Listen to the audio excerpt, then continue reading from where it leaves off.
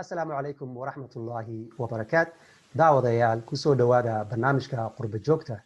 barnaamijkan alaaba waxaan ugu talagalnay inaynu qurba joogta kaga faa'iideysano aqoontooda, xirfadahooda iyo waaya aragnimadoodaba.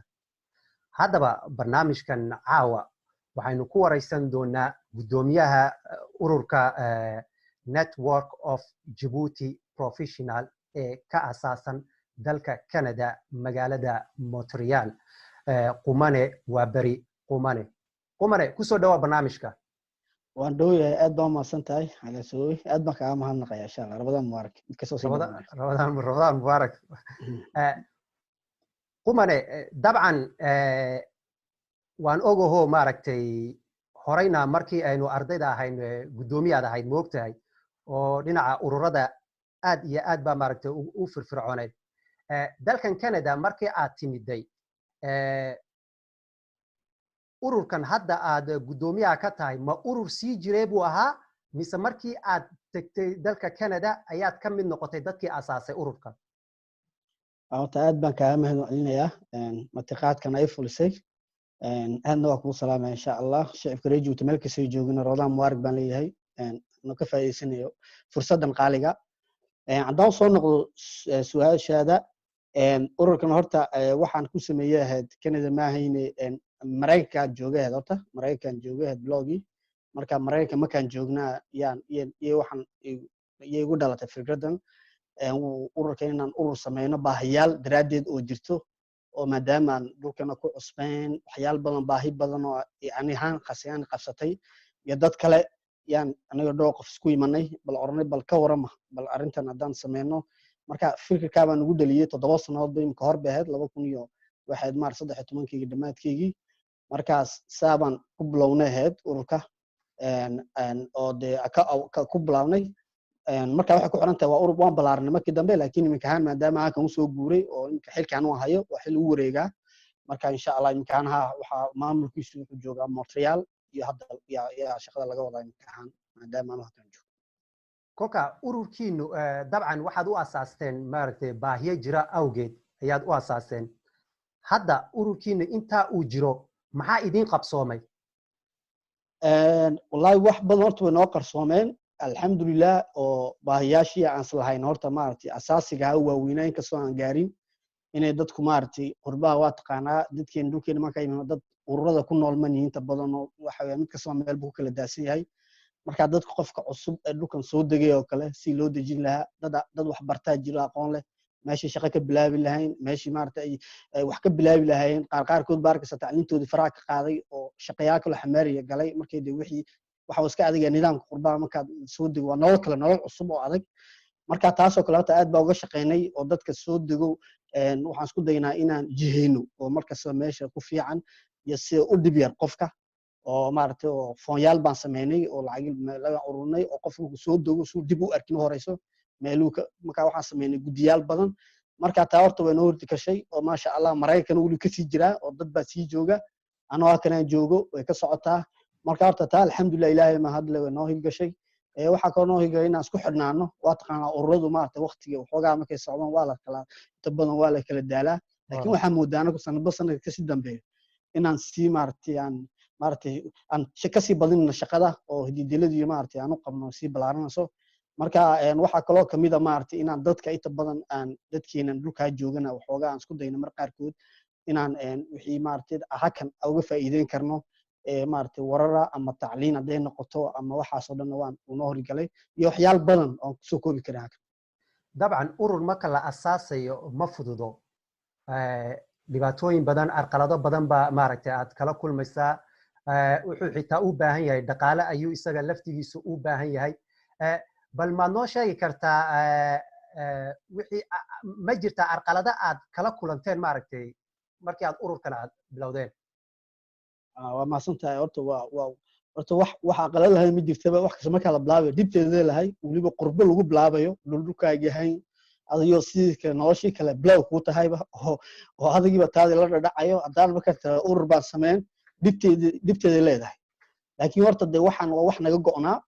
oo waxa naga go'naa oo ku sii tala galnay alxamdulillah dhowr qof oo de waxaan waxa waa aqoonid qofku waxaan haday qaraar ka tahay waxaan wax ka go'an tahay wax kasoo ka hor yimaado aqalad kasoo ka hor yimaado wuxuu raadin xal si loo gudbaa oran waxbarashana oo noqon anoo ka faa'iideysanay waa aragnimadeedii hore maartay iyo dhowr qof ma sha Allah kuma manaqayo kuma inama badan waa arag la marka waxaan ku bloonay blog ururka anakan yaa wallahi mar waxa dhacaysay bishaarkeena inaan mar u qoondeynay 20% inaan orno wixii na soo galo bal si ururku isku istaago dadka kale ina waska taqaana urur marka la sameeyo ururka wajiyaal badan baa laga haystaa qofka kale da ka tiraad meesha waxba lagu cunaya magac si wax aan uga baxno markaan istaagno horta marka alxamdulillah dhowr qof aan isku urursanay 20% baa ugu tala galnay budgetkeena anaka wax ka sugeyn marka markii dambana dadku way noo soo bateen waxa kale oo kamid ah diniye jab badan oo dadkii ay kuleeyeen waxaan ma shaqeynayso waxaan wax soconaya maaha yaa maaragtay wasdaalinaysiin yaa marka waxyaal badan way jiraan waxa kamid oo kale dawladahan de ururadu waa taqaanta nidaamiyo iyo si wax loo sameeyay la dhulkeena la mid maaho wax kasoo xeerar iyo meelo la mariyo waqti bay qaadataa oo maaragtay marka anakiyo de shaqadii iyo reerihii iyo wax oo dhan isku miisaaman hadana waqti bay naga qaadato ina wax yar ku soo danin lahayn laakiin alxamdulillah waan ka gudubnaa ala kulli xaal 10 way noo noqotay dabcan inta badan qurbaha waxa laga cawdaa waxa weeyaan waa ubadka dhalaanka weeyaan moogtahay oo inta badan waalidadu maaragtay ay la dhiban yihiin idinka dhinaciinaas seebu yahay maaragtay wali dhaqankii iyo maaragtay diintii iyo seeway horta wallahi alxamdulillah horta waa runo dhibaatada badan waxa kamid tahay ururka waxyaasha wasaasnay kamid ahayd maxay badan dad iska dhalinyaro oo horeera carruur markii meesha qaar ugu dhalanayeen qaar markii cusbaayay bay u lahaayeen marka walwalkii markaan aragnay xaaladaha jirani khaasan waxyaasha kamid tahay waaweyn arinta wallahi horta halka Mareykanka ma joogo horta wax weyn baa ka qabanay oo inkastoo alxamdulillah qoomiyada Soomaaliya jiro iska sii jiray iyaga horta blogi ku xirneen oo waxaan ku talagalnay iyaga ka ugu xirno bal quraankii iyo wixii dabelsi diintii luqadii dhaqankii soo hayo inkastoo fududeyn laakiin imkaan anaku markaan qorshaan sameeysanay hadda oo anaku aan urursanano oo meelaan yaan kireysanay oo ciyaalkii macallimiinta anaku soo kaxaysanano anaku dhanna qaarkood macallin ka noqonano waa taqaanaa dadkeenu deeta badan af Soomaaliga qoritaankiisa waa ku hadalnaa dib bayadna leedahay maartay akidiinta marka waxaan sameeyay mid kasta meeshu ku fiican yahay yaa horta ku bloonay blogi ina mid kasta meeshu ku fiican yahay ciyaalkii wax waqti siiyo markii hore toddobaadka maalin baan bloonay in ciyaalkii 3 saacadood la joogo hadda laba jeer baan ka dhignay oo maartay sabti xaddi baan ku darnay marka wallahi way socotaa ciyaalku waa ku dadaalaan inta awoodeen ka soo fududan ciyaalkii waqtigii badan iskoolka ku luminayoon laakiin taban awoodaha waxaan saarnaa fasaxyaasha iyo laba weekendada iyo xafladaha inaan ciyaalka tusno anaguna inaan dhulka soo jeedno waxaan dhaqan leenahay waxa soo dhan marka waa arin culus laakiin waan wadnaa inta awoodeena insha Allah waxaan rajaynaynaa inaan insha Allah ka maran dhalna bal insha Allah imkaan laakiin si fiican boo socotaa waan wadnaa insha Allah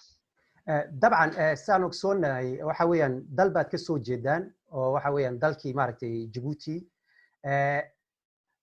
dalkiina waad ogsoontahay maaragtay xanuunkan dunida maanta saabeeyay iyay la qabaan oo dhibaatooyin baa maaragtay uu xanuunkan keenay roobab baa ka dacay dhawaan iyada laftigeega kaasoo maaragtay khasaaro dad iyo dunyaba geystay kolka dalkii oo kale maanta dadka dhibaatadu soo gaadhay ee hayntoodu yar tahay idinka ka urur ahaan maad isku daydeen inaad dadka walaalihiina aad wax u ururisaan oo u gurmataan wallahi waa kelmad meesha taalo horta dhulka baan ka soo jeednaa anaku dadkina wax ku dhaceen waa imaadaradii waa walaalaha waa asxaabtii maaragtay maadaama ururka dadku de reer Djibouti u leeyihiin ururka wax ku jiro dhan horta ururkeena inta badan waxaan sameynaa qorshayaal baan dejinaa 5 sanadoodba oo waxaan ku shaqeyn lahayn marka sanadan de waa sida og tahay cudurku soo bilaabmay laakiin dhulkeena bishii 3aad baa aad u saameeyay bilka sana mar baan fariisanaa wala hadalnaa 2 toddobaad gudiyaal marka qorshu horta nuguma jirin imtixaan sanadkan laakiin markaan aragnay wixii meesha ka jiro wixii waan bedelnay qorsheeni dhanaa waan joojinay maartay tii badneed waxaan bloonay inaan si bal meeshaan waxa uga anaguna deeteena itaalkeena iyo awoodeena bal meeshaan ka maqnaan maadaama waxaan noqotay cudur aafaa ummadda oo dhan taabatay shakhsi ahaan wayna taabatay oo waxa dhacay alxamdulillah horta inta badan dadka ururka ku jiro waa dad waxaan la yiraahdo shaqaalaha loo baahan yahay inta badan baan hoo inta badan iska shaqeeyaan wala marka inta badan way shaqeeyaan nasiinka ku baxnay laakiin waxaan aragnay inay dhibaatada qaar ko shaqada waayeen dad badan waayeen marka waa dareemaysa xanuun kugu dhaco dhibtu leeyahay dhulkii kale maartay marka waan galnay shaqadii bishii saddexaad dhamaadkii waan isku imanay si degdega inkastoo qorshe aan ugu jirin waan bishii afraad bilowgeegiiba lacagta waxa meesha noogu jirtay lacag baan yaa inta badan urursanaa accountka noogu jirta waxaan warnay maxaan qabanaa marka in badan fikradii wareejinay waxaan isla garanay bal iminka horta gargaar ka horeeyna iminka wax laga soo saaray meeshaas oo mid kasta wuxuu ku daro marka alxamdulillah waan ka qayb galnay bishii abril bilowgeegii toddobaadkii ugu horeeyaan dirnay lacagtii ugu horeysay halkaan dad baa noo jooga noo jira ururka ku jira oo noo jooga marka maadaama wuxuu degdeg tahay oo waa taqaanaa wax qaybitaankii dadkii la kala xiray wax fudud maaha xaafad baan isku kala saarnay xaafad inta badan alxamdulillah inta badan xaafadaha waan ku wada jirnaa intii xaafad ku jirina xaafadaan isku raacina si isku dhow yihiin mid kasta meeshu kasoo jeedo soo xil saaro marka alxamdulillah waan ka qayb galnay imika waxaan joognaa 2 jeer baan ka qayb galnay imika taa socdo insha Allah toddobaadka ugu dambeeyay imika ciidankii qorsheyn ugu dambeeyaa ku jirnaa marka aad baan uga qayb galnay insha Allah waxaan ku tala jirnaa ilma xaaladda wax iska bedelayso inaan sii wadno maartay intaan umada garab joogsanaa umadeena maartay ku dhibaataysan dabcan waa waajib oo waxaa moogtahay imika xaqiiqdii qurba joogtu waxaad moodaa sidii xanuunkan uu bilaabmay iyo maaragtay daadadkii ka dambeeyay qurba joogtii waxaad moodaa inay xil isi saareen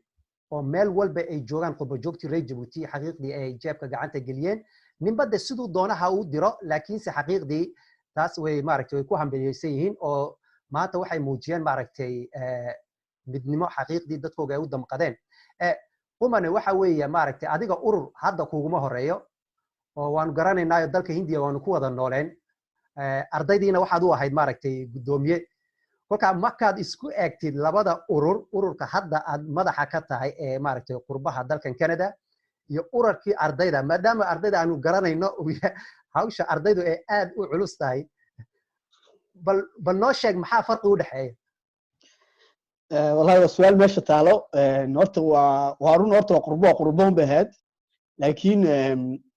انت أورك هرتا كاي من علي waxa kaaga maqan macluulkeen xaafadiina markaan joogay urur weyn baa jiro ku jiray oo qaybta dhalinyarada yaa qaybsanaa oo aad ugu jiray xaafadaha taana experience bahad inkastoo de urur cusub ahaa markii dib urur weyn noqday maartay xaafadiina ka jiri jiray oo balaaran noqday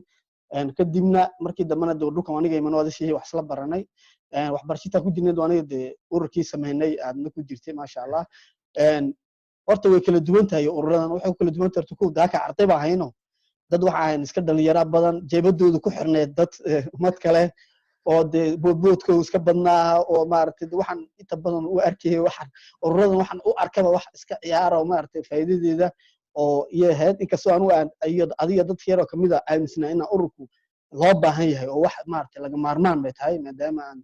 qurbaha joogno maartay si aan wax barashadeena ugu dhibiraataan ku dayna dadkii kale meesha joogay tan laakiin waxa u dhaxaysa kan waxaan noqonay dad isku filan shaqaysto oo noloshoodii maanta maartay alxamdulillah inkastoo waalidkii u mahad celinayna maartay waalidkeen insha Allah na garab joogay taas oo dhan maanta shaqaystay oo maanta dad wax maanta isku filan noqday oo maartay had maaliyadeed iyo meel kasta maartay ku iskaafinay marka waxa u dhaxaysa horta isqa qabsigii badnaa iyo wixii uu yaraado halkii waxa dhici jirtay markii hore lacagaayna maxay baa cuni maxay dhibaatay tii horta way yaraato mid kasta deegaanka jeebadiisa ku xisaabtamay isaga wax bixinaya maanta halka safaaradda wax ka sugi lahayn maartay oo safaaradii waxa la daba socon lahaa maartay marka isbedelka uu jira tuloo ma jirtaa waaya aragnimo imato de waxa taana waxay taashir bay noqotaan yiro maadaama di urur waa taqana marka la sameeyo dhalinyaro leeyahay waxyaal badan baa caqabado badan baa jiray caqabadii baa kan ana uga faa'iideysanay maartay aan ka keenay laakiin wax weyn baa u dhaxeeyo marka dhalinyaro aska waqti baa iska haysan oo waxaan baranay mooyaan laakiin awlaad reer baa soo biir hadaan waqtigiis walba waa taqana qof reer ku korinayo ururkiina waqti uu baahan yahay wallahi waa difference weyn baa u dhaxeeya laakiin shakhsi waxay ka siman yihiin waa inay dadku isku duubnaadaan oo cali haday saamaxdin waxa ku dirlaa waliba dhulkan aan joogno anu waxaan aaminsanahay waligeena aaminsanaa isku duubni wax lagu qabsan karaa maarta ummaddu waxay maxan uga baxday dhulkan uga baxday anigu qoomiyado badan baa arkay Pakistaaniyiin waxa weeyaan dhowr generation joog carruurtooda luqadiisa hayso dhaqankiisa hayso diintiisa hayso wax kale ma waa isku duubni maarta marka waxaan aaminsanahay 5 qofna noqotay hadii la isku duubnaado ina maartay waxaan laga bixi karay nolosha dadkeena wax loo qaban karay oo maanta dadku ugu kabita badan waa run saa sheegtay qurba joogtu maanta aad boo kaceen laakiin de maanta maxalad baa imatay laakiin waxa fiican markas inaan heegan noqono markas san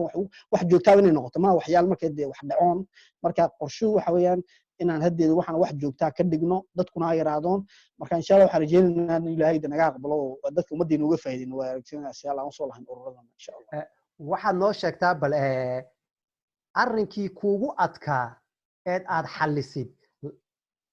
ururadii aad ku soo wada jirtay ku dhac arrinkii kuugu adkaa ee aad xallisid والله way badan yihiin laakiin haddaan siraa mid baa adag waa taqaanaad urur markii la sameeyo dadka loo baahan yahay kula jiroon laakiin shakhsiyaal waxaa jira mar qaarkood shakhsiyaal meesha ka adu ku jiraan meesha kuma jiray maartay yaa kamid ahayd kana waa loo baahan yahay kana waa loo baahan yahay labadiina aniga waa u baahnaa laakiin waxa la isma rabno maartay waxay noqotay in arrintii ururka inta gooniis ka dhigo horta walaga kaarintooda galo waqti qaadato maartay walakiin meel isku keeno oo wixii dhameeno oo markii daba wallahi alxamdulillah imika ragii isku noqdo marka inaan la xaliyo oo marka si meel loo dhaqaaqo marka de choice adag baad inaan ama mid qaato mid ka tago ama inaad ama inaad dadkii de la xaliyo arrintoodii marka caqabadaha waa kamid ahayd waxa kamid ahayd caqabadaha kamid ahayd ugu darneed beri lacag ururina jirtaa kan markaa inaan lacagtii nin dhowr qof baan yaa la isku qoraa account-ka cadaynta waa taqaanaa waa sahminay marka waxaan ornay ninka lagu daayo wixii marka waxa dhacay ninkii inuu lacagtiisana baahi baa ku soo baxday qorbiin iska dhalinyaro ahaa inuu lacagtii maartay anaka lagu qornayd maartay inuu ninkii lacagtii nusdan ka saarto oo meeshii kala baxo account-kii marka maalinta shiri weynii la fadhiyay lacagtii matali haka qaybta maaliyadda marka u saabsanaano maartay urka inay soo baxdo meeshii maxay dhiibto bangi marka inta ka dhaqaaqi waayay maxaa dhacay oo naxdin waxyaasha bay kamid ahayd laakiin alxamdulillah ninkii markii dambe wixii soo celiyo yiri maartay waxaan islahayn fadhigeed waa ay taa ka hor ku soo celiya lahaa wallahi waxyaasha kamid ahayd oo laakiin de waxay raacaan waxay kamid tahay maartay waa ururada kamid tahay maartay iyo dibtiisi iyo kamid tahay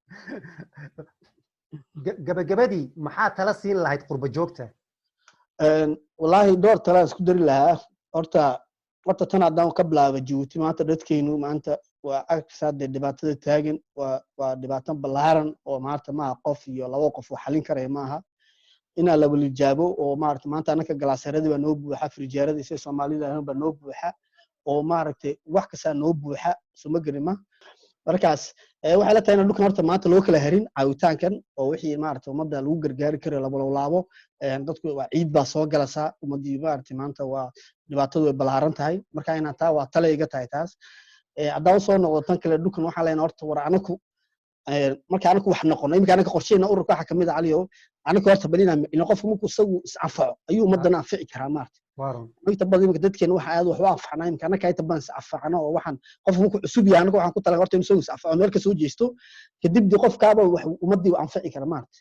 waxaan oranaa dadkeena dhulkan faa'iido badan baa jirta in horta bal qof kasta inaanku isku talinaas afacno oo maartay wax isku qabano oo anaku maartay istaagi qof kasta berito wala qof taagan noqdo ururkeena imika waxa ku jira 40 qof oo blog anaku aan ka qayb galnay inay iyagu meel ka soo jeestoon maantana kamid ah dadka maartay si fiican uga qayb galo wax badan maartay wax maanta ka gaarsiiso waxaan leeyahay Djibouti waxaan ugu dardaarmayaa warde kulli lama waayo maartay inaad dadku ka raay way kala noqon karaan dadku kala mowqif kuma qasbano dadku inaad isku mowqif iyo isku raay noqono laakiin dantii guud inaan ka midowno oo maartay wadan baan ka wada imanay dad walaalaanahay meel ma kala tegino maartay marka dhulkan hadii aad baan ugu soo badano waxa moodaa in generation kan ku sii tarfiim doonaan marka inaan bal wax umada kale wax ka qaadano ku dayno oo wixii aan ka qabsan karno inta awoodeena anako isku duuban wax uga qabsanaan yaan ka codsanaya una baaqaya insha Allah shacabka reer Djibouti dhalinyarada uu siiba dhalinyarada maanta ka maartay dadka maanta laga sugay maartay inay diaspora-ga maanta inay waddanka wax qabtaan aad iyo aad baad u mahadsan tahay daawadayaalkaasi wuxuu ahaa qumane waa beri qumane oo ah gudoomiyaha network of Djibouti professional ee dalka Canada magaalada Montreal daawadayaal barnaamijkeennii intaas ayuu noogu egyahay waxaa idinla socodsiinayay anigoo Cali Casoowa intaynu dib u kulmi doonno waxaan idinkaga tegayaa saas iyo nabadgelyo